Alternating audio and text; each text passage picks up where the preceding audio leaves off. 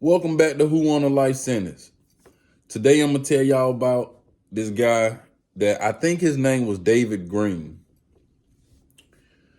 So I get off the prison bus, and some of y'all done heard this intro before.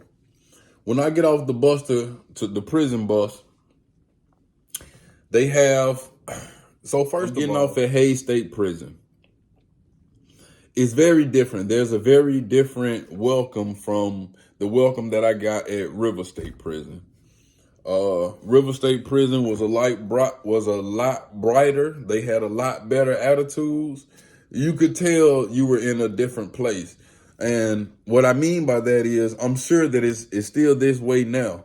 A lot of the prisons have a dreadful aura about them. So when you go to a place like a TC or a low level security prison, you know that you can feel it. People are more cheerful. People are happier. The officers are happier. People go home on a daily basis. At the maximum security prisons, people are not going home like every day. Somebody's going home like that. So it's a lot slower. A lot, it's like the word dreary keep jumping in my head, but I don't even know if that's a word. So when I get off the bus, I'm greeted by the CERT team.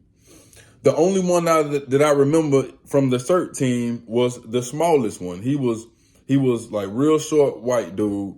He ain't have no cuts and nothing, but they got on a ton of shit. He got on a vest with handcuffs, zip ties, mace, pepper spray, batons, and sticks, and they got some big ass can on them. They got all that. So when we get off the bus, he asks us, he line everybody up and say, look, he pulled out some yellow card. He said, this card, he read it, whatever the fuck it say. And he said, this card means that I can kill you and I won't face no consequences behind it.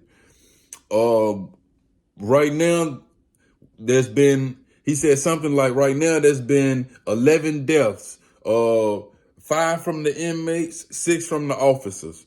He was talking about his group right there. So that's the first thing they wanted us to know, that they will kill us. We go into intake. He has the clipboard. He say, when I read your name, tell me what you're affiliated with. Again, everybody's already hip to this except for me. I've been out of the system for a long time, so I don't know how much things have changed. When I was in prison, you didn't give the police any information. So he read all the first name. He said, what are you? Blood. Sir, blood, sir. He read all the second name. What are you? Sir, Crip, sir. He read all the third name. Sir, Muslim, sir. That one surprised me because I didn't know that the Muslims were classified as a gang. When I left prisons, the Muslims were not classified as a gang. He called another one, sir, Muslim, sir. When he do about he called one dude. One dude say, ain't nothing, sir. He called another dude. One dude say, I'm blood, sir. He get to my name. I say, sir, nothing, sir. It's about 2 more people behind me. I'm expecting him to call my name, sir, nothing, sir. Look to the next person. He said, he called my name, sir, nothing, sir. He stopped looking at the paper, looked up at me. He said, you said what? I said, sir, ain't nothing, sir. He looked at the paper again. He said, come here. So I get out of line. I go over to where he at. He made me stand on this wall. He said, stand on this wall. I stand on the wall. He said, take your shirt off. We had on jumpsuit. He said, take your jumpsuit off. Unbutton the jumpsuit, pulled it down over my shoulder, drop it. He ain't saying nothing. He ain't touching me. I can tell he just, when they give you an order, you best follow that, because he got like 13 officers with him. So I'm just standing there. I could tell he staring at my back, looking at my arms, looking at all my tattoos, and I have gang tattoos on me. So he don't say nothing. From behind me, I'm still staring at the wall. He say, take him to the hole. So, now I'm surprised. I'm like, because I know he's talking about me. I'm like, damn, why I'm going to the hole? Officer come up, he like, put your hand behind your back. I put my, see, the thing is, whether you're going to protest or not, you got to go on and comply, because what's going on is, this is example time. This is, like, even what he doing to me, he's making an example. So if you don't comply, you know what I mean, you about to get the example ass whooping, because these new intake people. So even though I'm getting ready to protest, I'm still doing what they telling me to do. Put your hand behind your back. I'm like, damn, what I do? I ain't in no game.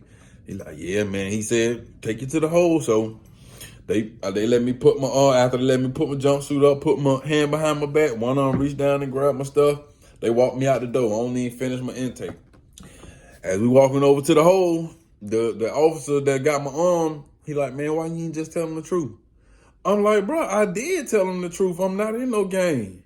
So he look at me like this. I'm like, bro, I'm like, man, listen, bro, I'm a father. I'm a family man. I'm like, bro, I'm not in no game. He like, yeah, all right, well, it is what it is. We'll see when you get out. I'm thinking that there's somebody that I can talk to, protest to, but it's not like that. In the prison system, and this is what I done heard from somebody else now, that, once they take you to the hole, it don't matter if it's a mistake or whatever. If you go on the door, no matter what happened, it gotta be 30 days. You have to stay back there 30 days. So I caught the beginning of that. And, to them, they used to it. For me, that's hell. A cell for 30 days? So they take me in there, they put me in a cell. Now, when they put me in a cell, I'm in there by myself. They bring the first dude in. Another thing that I noticed is, I ain't get this until after it kept happening. The first dude that come in, he a young dude. He like, what's up, G? What going on, man? So we get what they locked up for, you know what I mean? And I know that he a gangster because he keep on saying G. So, he was pretty cool. I ain't have no problem with him. The next day, they come and unlock his door and they take him out. And even to this day right now, I don't know what happened as to why they came and got him. But I do know that there are politics on the camps when it comes to the gangs and so forth, right? So they came and got him. I spent a day by myself. The next day, a dude come in named David Green. So, when people come in, they make you stand back all the way up to the wall. I got to back all the way up to the wall, have my hand behind my back and all this. They open the door, put him in, unhandcuff him, let us in. He come in with the same shit. What's up, G? So really, I'm thinking, even though I know how it go, I don't know that they this strict on politics. Every time I explain to somebody what happened, they understanding what happening, but I'm not understanding what happening. Like for instance, I just came through intake, man. I just came from the county jail. They asked me what gang I'm in, and I told them then, and I'm back here now.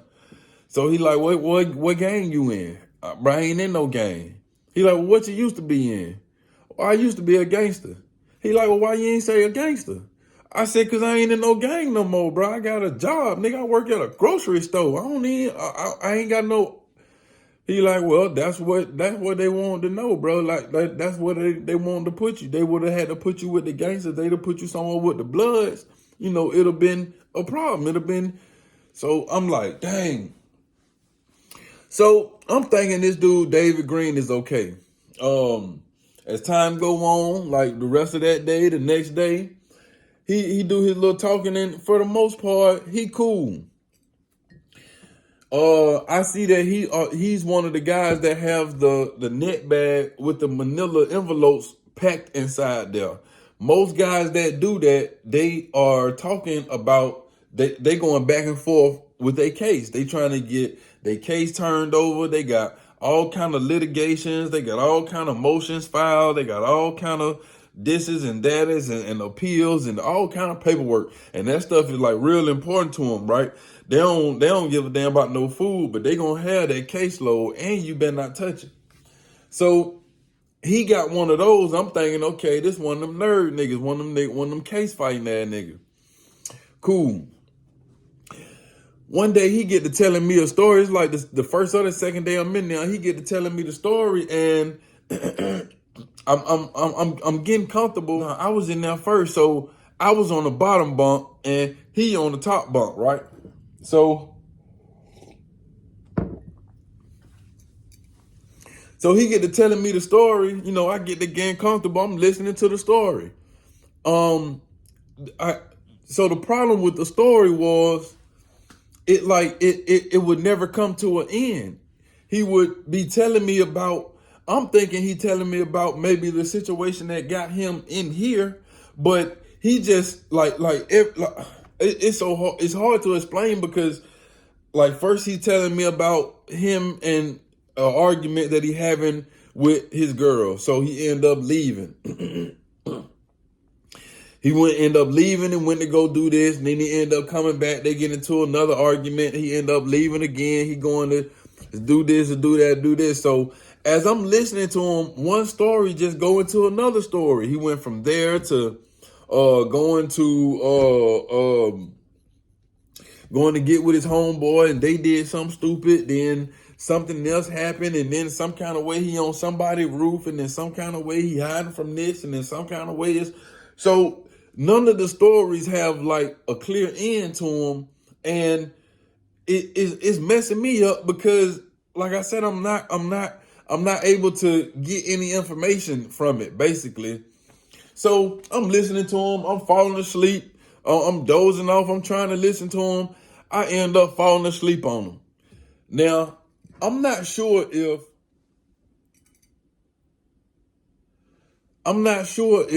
I had already been farting, or I know that I only became conscious of it when it became a problem for him. So I probably was already farting, or, my stomach was already kind of messed up in the room before he came. But it don't matter, because I was in there by myself for like a day or two or whatever. So I want to say about the second or third day, my stomach is going bad, and it's like it's doing the boiling thing. Of course, I'm coming from the county jail, and prison food is horrible. So my stomach doing the boiling thing. Now, I cannot shit with another man in this room. When I done my 10 years, it was cool. Like I could shit in excuse my language, y'all. I could use the bathroom in open areas and open bathrooms. I could be using the bathroom. People could be walking by, handling their business. It would be no problem. Because I got used to it. But after I had came home and got back with civilization, and now I'm only around women, with my nakedness, I can't use the bathroom around no man no more. So when I go to the county jail, I remember once I went to the county jail, man, I was in there about 11 days, and the whole 11 days I ain't used the bathroom.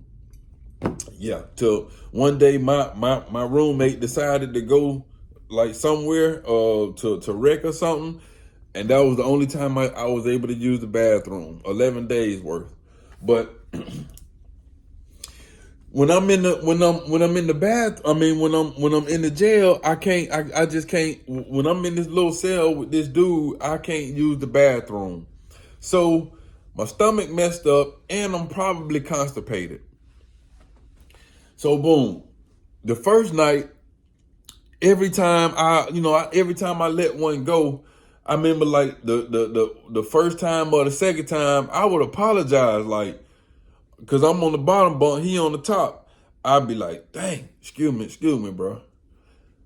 Next time I'll do it. Excuse me, bro. And then I'm thinking he probably done went to sleep. So, I stopped apologizing, and I'm hoping he don't want to hear it no more. So whatever, I'm just hoping. But I can hear him on top of the bunk, like moving and, wiggling and not wiggling, but turning over and stuff like that. So the next day we get now all I'm doing, keep in mind, I've been given a year. I did 7 months in the county jail, 7, 8, 9, 10, 11, 12. I got 5 months left, and most times you get out a little bit early. So I did 7 months in the county jail. By the time I went to prison, I got 5 months left. Now I gotta do a mandatory 30 days in the hole. So by the time I get out, I only gonna have 4 months left. So really, while I'm in the hole, I'm counting my days down. Honestly, this is probably why he don't like me, because, even as I'm saying, they done sent me to the camp, and I'm complaining about they done sent me to lock up for 30 days. I ain't done nothing wrong. So if I'm telling him about myself, I probably done said, man, all I had was a year, because this is what I used to say. All I had was a year. What the hell they sent me to Hayes? Plus, I done already did 7 months. I don't even understand why they sent me to prison, and then why they sent me to Hayes. But it's all good. So I'm complaining, and this probably sounding, to him, I'm sounding like a bitch. And because he got piles and piles of time. He been locked up like 8, 9 years already. So on the second night, I'm in there, and I'm like, forget it. In order to again, what I'm doing is I'm bidding off him, meaning I'm letting him telling me stories is like me trying to watch a movie. I'm really just wasting time, just trying to get back to the street. So I said, forget it, man. I'm gonna tell him some of my stories. I get to telling him stories, and I get to telling him stories about what I was doing on the street. I was, my flam stories. I'm running around. We getting money. We going to this city, that city. We doing it big. The girls I was with on the flams and all that. I'm telling him these kind of stories, right? So it was all good. We end up going to sleep that night. That night, the same thing. Stomach still hurting because I'm still not using the bathroom. So, you know what I mean? First couple of times I'm apologizing to him, like, dang, bro, my fault. Then, one time it ended up going off. I didn't stop apologizing. I ended up going off one time, like one of them silent killers. I hear him like flip over and grunt. He like, God damn, man. So now I'm on the bottom. I'm feeling bad. You know what I mean? Because I can, this shit stink. It wasn't them. You don't know how it happened like that. Sometimes, poop just be normal, and then that thing, they just be funky, right? So I'm like, damn, yeah, they do stink. I'm feeling bad for him. A bit later, and I'm just hoping my stomach calm down, and then I'm hoping like when I go to sleep, my stomach don't be doing what it doing by itself, because this whole room will be funky. It's really small. So we end up going to sleep. Now the next night he would the next night or whatever, he would the same thing. Now that's what we do in the evening time. We'll end up, as the day winding down, we'll end up telling a little story or something. But in the daytime, when he first get up in the morning, he had the weirdest habit. He would like go to the sink and begin his wash up. No lie, every wash up would take no less than about 40 minutes. I mean, he would be in the sink and he would be washing his hands. He would put the soap on the rag and he would wash his face vigorously. He washing it. Now, the whole time he doing this, he's like uttering, and it's like, but he's making it up as he go. So if he whatever he doing, if he's like, it'll sound like a song or something that he done wrote, but he would just keep uttering stuff over and over, and I couldn't understand what he was doing. One disrespectful, one loud. To be honest, I didn't mind. It just sounded weird. I would try to make an example, but I don't think I would do it right. But cause like however, whatever cadence he would go with, he would just go with that. Like, I'm gonna take a bath, huh? I'm gonna laugh, they gonna laugh, huh? Yeah, they gonna laugh, huh? You just do it, just take a bath, huh? Ain't no gonna laugh, huh? But when they laugh, they gonna be mad, huh? When they mad, they gonna be, and he would just do this, right? It wouldn't be no beginning to the song, no ending to the song. He would just be uttering. Again, it never got aggravating to me. I would just be kind of trying to figure him out, especially like his mind frame. So the next day we get to talking, and it's pretty normal. The trays done came, we done ate everything, and we get to talking, and I'm actually telling him, because again, I'm trying to beat off him wasting time. So, because I told him about the same thing I told you guys when the last time I got locked up, I went and turned myself in. Well, it was that time right there. And I told him, like, the only thing I took down to the jail was, like, I had all my jewelry. I gave him all my jewelry. It wasn't this. It was some cheap shit. But I gave him my jewelry and gave it to him. And this always stuck to me, because I'm sitting here talking to this guy, and when I got finished talking to him, like he was like, he had a real attitude with me. And he like, because he's standing on the wall, like maybe doing one of these numbers, and I'm thinking he just listening to my story. So when I finished, he like, so you mean to tell me after all that, all the time you've been out there, all that ripping and running, you talking about this girl, you talking about that girl, and all you got to show for it is a handful of jewelry? Man, that shit hit me like a ton of bricks. So I'm like, huh? I don't know if he's serious or if he's playing with me, if he's trying to aggravate me.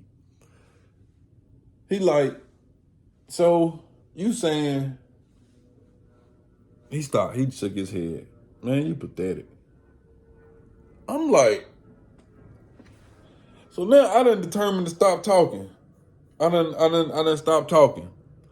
He like, nigga, you come in here, you out there playing around. You got, you got everything, everything out there for you. You got all these girls, you got this girl, you got that girl, and all you had when you came to prison was a handful of jewelry. I'm like, yeah, bro, I'm gonna go on and I'm gonna shut this one down for the night, my nigga. I'm done talking about it. So like he stopped, and nigga went over to the door, like he looking out the door, doing this little humming thing. I'm trying to figure out where we went wrong at. You know what I mean? I'm trying to figure out what's the attitude with me. But I can say what he said was true. So that affected me more than anything. But I still don't know, why, if we in here. I thought we were okay. I thought we liked each other at least. So that night we get in the, as I'm in my bunk, he get in his bunk, stomach doing the same thing, rolling over. I let one out. Now, this time, fuck this nigga. I let one out. I hear this nigga up on top. I hear him roll over. A few minutes later, I bust off another one. I ain't doing it on purpose, but now I just don't mind. I ain't even feeling bad when they coming out. So I let another knot. I hear this nigga roll over. He like, man, god damn, man. So I'm up under him, and I'm really kind of slick, like, you know what I mean? Because I know I'm aggravating him. And first, I ain't like it, but now it is what it is. You know what I'm saying? I'm up under them, like, a little while later, I bust one of them off again. And nigga, I hear him roll over again. I hear the nigga say, these niggas get on my motherfucking boy. These new nigga shit. Oh, and now this is one thing that I remember. One thing that I remember is, okay, like I said, I'm telling him these street stories, but what I haven't told him is I just did, well, I ain't gonna say just did, but I had done 9 years already. It was about 5 or 6 years ago, but I'm not that far removed from the system. It's still in me. So he don't know that part. He think I'm like fresh off the street, come in with no time, finna go back home and it bit far and I'm just getting on their nerves. So he uttered something stupid like, "These new niggas getting on my motherfucking nerve." So now I'm up under the bed and I'm even though I'm still laughing, I'm saying to myself, "Boy, you better not, you know what I mean? Don't do that." The next morning, they get up, he with the same thing. Now, I think on one of these nights, I can't remember which one. Remember now, I think this year was actually, this was 2014. So yeah, it was 2014. So on one of the days, I see this nigga, he pulled the legal workout, and I'm watching him because we ain't got nothing else to do in the room.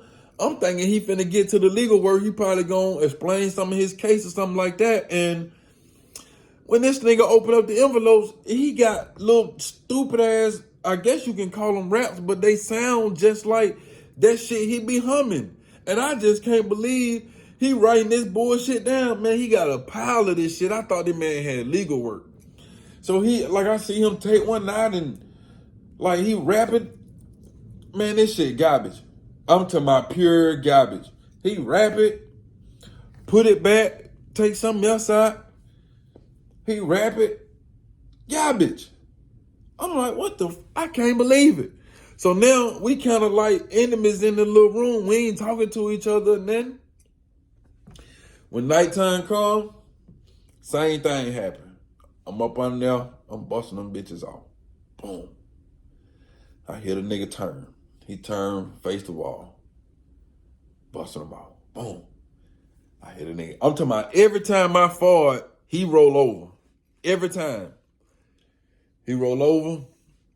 Nigga say, "Man, you must think a nigga won't pep you out in this motherfucker." I say, "What?" He like, "Bro, you think a nigga won't pep your ass out?" That's all I need to hear. I jump down. I'm in my, I swing over my bed. I'm in my boxers. I'm in my boxers. My boots right over there on the wall. I swing down. I go and put my boots on. He's still in the bed. Now this nigga watching me. Nigga, I'm like, "Get down. Bro, let roll. Get down." He looking at me like he's surprised. I'm like, "Nigga, you just talking about you'll pat me out?" I'm like, "Bro, get your punk ass off the bed, nigga. Let's go now." So he take off the cover slow. He sit up on the top bunk. He throw his feet over. Now he looking at me. He just shaking his head. I'm like, "Bro, what you shaking your head for? Get off the bed. Let's roll. Put on your boots, nigga. You talking that motherfucking shit? Put your boots on." He ain't moving. He like, "Bro, it's a damn shame." I'm like, "Nigga, what's a shame? You talking about what you gonna pap out, bro? I don't want to hear that shit. Get down, let's handle business." This man tell me, he like, "Bro, you can't go back out there society with that." I'm like, "Nigga, what?" He like, "Bro," he like, "Just that fast, man. I got control of you." I'm like, "Listen, bro, you talking about what you gonna pap out. I want you to get down so I can beat your ass." He like, "No, bro, listen." He like, "Bro, I was just testing you, bro." He was like, "Man, just that fast. I had your anger. I had control of your mind and everything. I done put you in a different state, got you ready to fight." So when he said it, I'm thinking about it, and what he's saying is true, but I'm also knowing this nigga just didn't expect me to react like this. He one of them kind of niggas that, he gonna take it as far as you allow him to take it. When I react in a different kind of way, then he kind of calmed down. But I didn't want to, a couple of things going on. I done got so aggressive and he's so docile that it done changed my attitude that I don't want to attack him. I no longer want to attack him no more because I see that, I really done scared him. And not only that, it's also good because I'm right at the door. If I get a charge down here and have to go back to court, then I'm be one of them dummies that turn a little bit of time into a lot of time. Most of the time when you're in prison, when you get to that little time, a lot of people, that what they call go and sit down, they go onto the block and get in a cell by themselves so that they don't have to go through this. I'm already in the hole. You see what I'm saying? That same night, me and him end up sitting on my bed, and end up telling him some more stories. But we just end up talking some more. Then he ended up telling me some more stories, and I can't remember what it was about, but we had like a real deep conversation. A real deep conversation about like life and going back out there into the world and this and this and that and that. And I was thinking like, dang, first of all, I ain't gonna never forget this dude. But second of all, I was thankful that I know for a fact that someone else wished that they were in my position.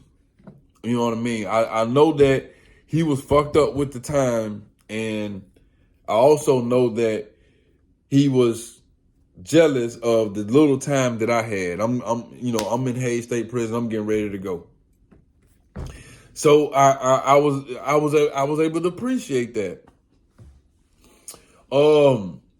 Sadly, it didn't last long. This nigga did the same shit. He did that same shit again. Like 1 or 2 days later, I couldn't stop with the farting. I kept on farting, and this nigga fucked around and said something else, and it was almost like the episode that we had the day before we had never even had. So he never said he was gonna pat me out again, but he was just talking shit. Like, bro, you can't stop farting. Something wrong with your asshole? I jumped down. I said, look, bro, you gotta get out my room. Bro, you gotta get out my room. He like, bro, what you mean? I'm like, bro, you got to get the fuck out my room, or else I'm gonna beat your ass in here. Get the fuck out my room. Next time the officer came around, he told him, hey man, I gotta get out the room, man. I gotta get out the room, bro. They opened the door like, what's wrong? He like, man, I can't stay in here with bro. One of them gonna hurt each other. They took him out. I never saw old David Green again. Now, what ended up happening, old light-skinned nigga in here. Cool. He had jewelry, he had the gold jewelry. All his clothes was creased, real smooth talker. He wasn't no cusser like me. Had been down by 25 years, and he was a gangster. Everything he said was G this and G that. And it was a good game. It was good. It was good, but it was, you know what I mean? Everything he said was G, right? So,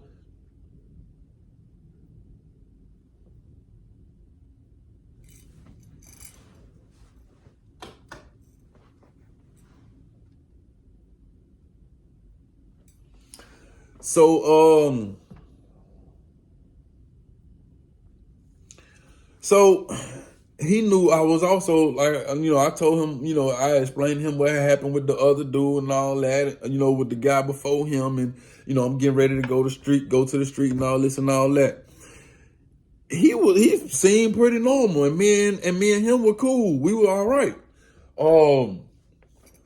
So we started making plans. You know what I mean? He telling me how when he on the compound, he running this and he running that, and it did look like people were trying to look for him while he was down there. But I know that's also one of the things that chain gang niggas do. When they know somebody getting ready to go home, that's a good guy to get close to, because you can, if you build that kind of connection, you can have that connection from the street. And I was down for it. So me and bruh get cool, man. Me and, I told him what I had going on about the flim flam business and how much money it made, this and that, and how I got here, what I'm going back out to do, my new plan, all this and all that. And man, he give me his daughter's number. He tell me his daughter is, she a gangster. She this age. She, she with all this. She all that. Get with her. I'm like, all right, bet. It ain't no, it wasn't no big thing. Cool. I ain't really believing it, but I try. You know what I'm saying?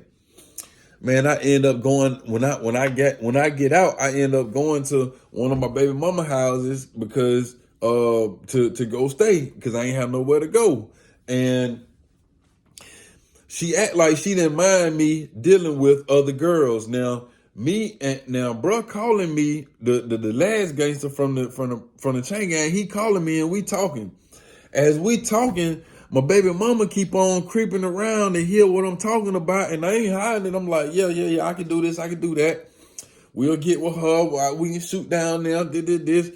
You know what I mean? Well, she listening to my conversations and my planning, and she like, what you finna do? Because I'm finna get ready to shoot a load. I had already called his daughter, and she had said everything right. She was with everything. She done it before. She knew the plan, everything. I guess she just needed or wanted a man. You know what I mean? She with everything. I'm like, cool. So my baby mama asked me like, what you getting ready to do? I'm like, man, my boy down there in the chain gang, and he done asked me to do this and do that. His daughter already know the way, so I'm just gonna ride with her, and we gonna, shoot out there. Being that me and my baby mama, we just cool, she just my baby mama. I'm giving her certain information. We ain't going on like that, so I can give her information like this, like So she like, listen. Bro, you just got out of prison. She like, you literally just came home from prison. Your baby in there, and you finna go do that? What if you go back to prison? I'm gonna tell you something. A jailhouse and a prison nigga never like to hear, man, what if you go to prison? You're gonna be like, oh man, that ain't gonna happen. That's exactly what's gonna happen. So she like, man, look, check this out. If you do that, if you make this run with that girl, she like, don't come back here. Because she had actually let me come over there and they asked me for no rent, they asked me for no money, was just kind of looking out for me.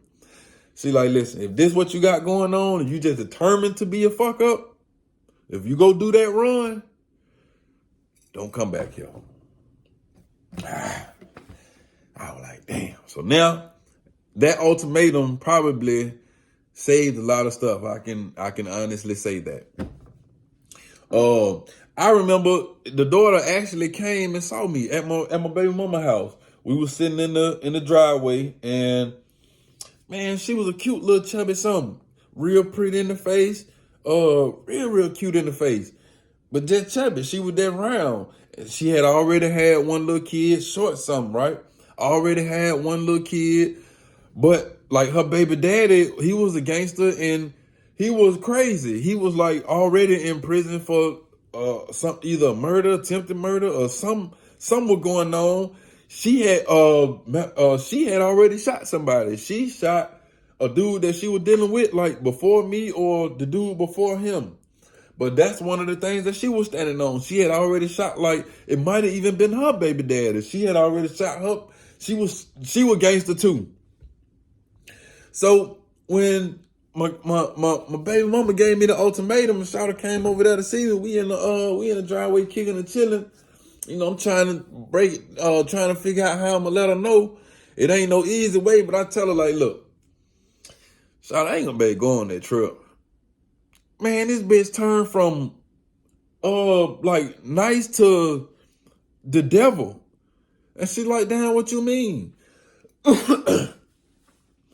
I'm like, man, look, I just can't do it. I'm sorry, we can catch up and do that shit later. But I right now, I can't make that trip right now.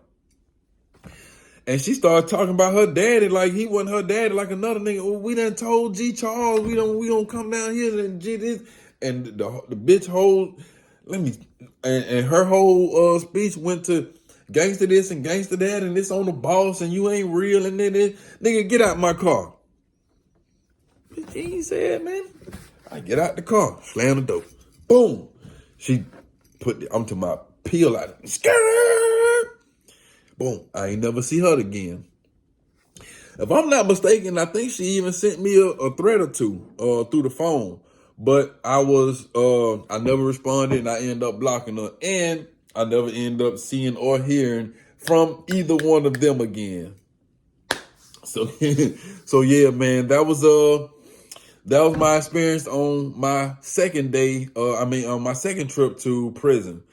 And I'll never forget old David Green, man. He was loaded up on that time, psycho, you know what I'm saying? And like I said, I know he was, just because I was going home and I'm complaining about these 4-5 months I gotta do. He was like, man, this little bitch ass nigga. You know what I mean? That's what it is. So on the next one, man, I'm gonna tell y'all what happened when I actually got out the hole and went to the dome. Hey, I appreciate y'all for hanging with me, man. Like, subscribe, share, or hit the cash app. I know y'all ain't gonna do that, but it's all good. I love y'all anyway. All right, I'll catch y'all on the next one.